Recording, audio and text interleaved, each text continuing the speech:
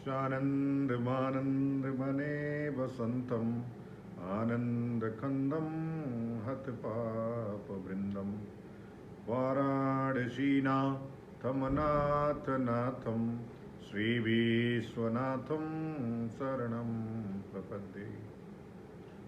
प्यारे देशवासियों, मैं वैसे राजनीति पे कम बोलता हूँ, कम बोलना भी चाहिए।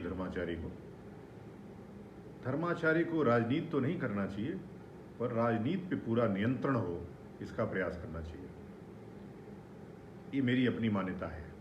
शास्त्र भी यही कहते हैं कि धर्माचारी को सत्ता तब हाथ में लेना चाहिए जब सत्ताधीश मतलब राजा, प्रधानमंत्री निरंकुश, अत्याचारी, अनाचारी, भ्रष्टाचारी हो जाए।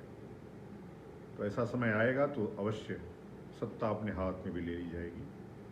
अभी जो समय चल रहा है, आपने देखा राज्यसभा में किस प्रकार से उत्पाती लोग जो सड़कों पर पहले भी टपोरी का काम करते थे, गुंडई मारपीट करते थे, अब वो राज्यसभा जैसे पवित्र जगह पे जहाँ से आपकी नीतियाँ बनती हैं, पॉलिसी बनती हैं, वहाँ जाकर के टेबल पे चढ़ कर के बच्चों जैसी विश्वविद्यालय और महाविद्यालयों के बच्चे भी इतनी बुरी हरकत अपने कुलपति या प्राचार्य के सामने नहीं करते हैं जिस प्रकार की हरकतें अभी लोकतंत्र के पवित्र मंदिर में की गई हैं। मैं आप सबसे बार बार आग्रह करता रहा हूं, आगे भी करता रहूंगा कि आप इन टपोरियों को चुनना बंद कीजिए, उनको राजनीति में उनका बहिष्कार करिए, जो जा कर के आपके लिए पॉलिसी बनाने की जगह आपको बेवकूफ़ बनाने का काम करते हैं, लड़ाने का काम करते हैं, भ्रमित करने का काम करते हैं। ऐसे लोगों को जब तक आप राजनीति में बर्दाश्त करते रहेंगे तब तक ना आपके लिए अच्छी नीतियां बन पाएंगी, ना अच्छी पॉलिसी बन पाएगी। मैं बार बार कहता हूं, आप नेता मत चुनिए, नीति नियंता चुनिए। लोकतंत्र में नेता का कोई महत्व नहीं है, और नेता तो अब कोई है नहीं। ये सब जितने लुच्चे, लफंगे, टपोरी, गलीबाज थे, वो सब संसद में आ गए हैं। इनको संसद से बाहर करने के लिए कुछ अच्छे चुनिंदा लोगों को चुन करके आपको भेजना चाहिए।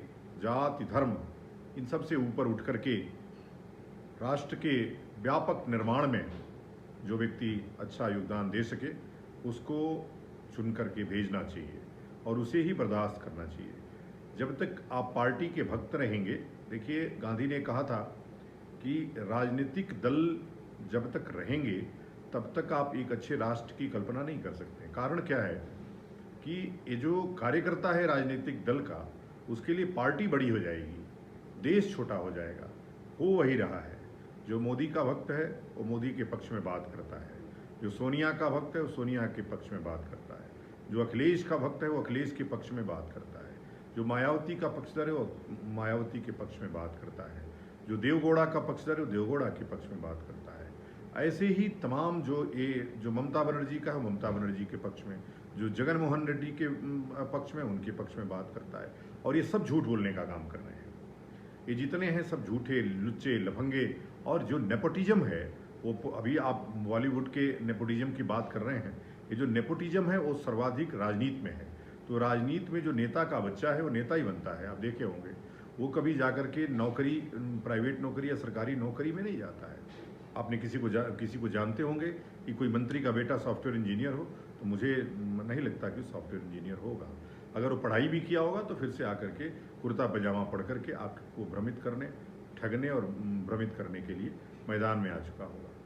मैं फिर से आप सबसे आग्रह कर रहा हूं कि आप लोग कम से कम अपने स्वयं, लोकतंत्र में लोक बहुत बड़ी चीज़ है, लेकिन लोकतंत्र में लोक की भूमिका केवल चुनने तक है, नीति बनाने में नहीं है।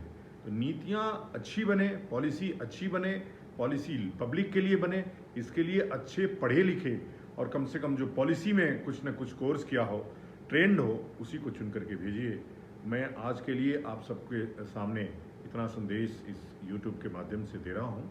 मुझे उम्मीद है कि आप हमारे जो फेसबुक YouTube का चैनल है स्वामी आनंद स्वरूप, उसे सब्सक्राइब करेंगे और अधिकतम बड़ी संख्या में और लोगों को सब्सक्राइब करने के लिए प्रेरित करेंगे। आपको नित्य कुछ न कुछ नया सुनने को यहाँ मिलेगा, जानने को मिलेगा।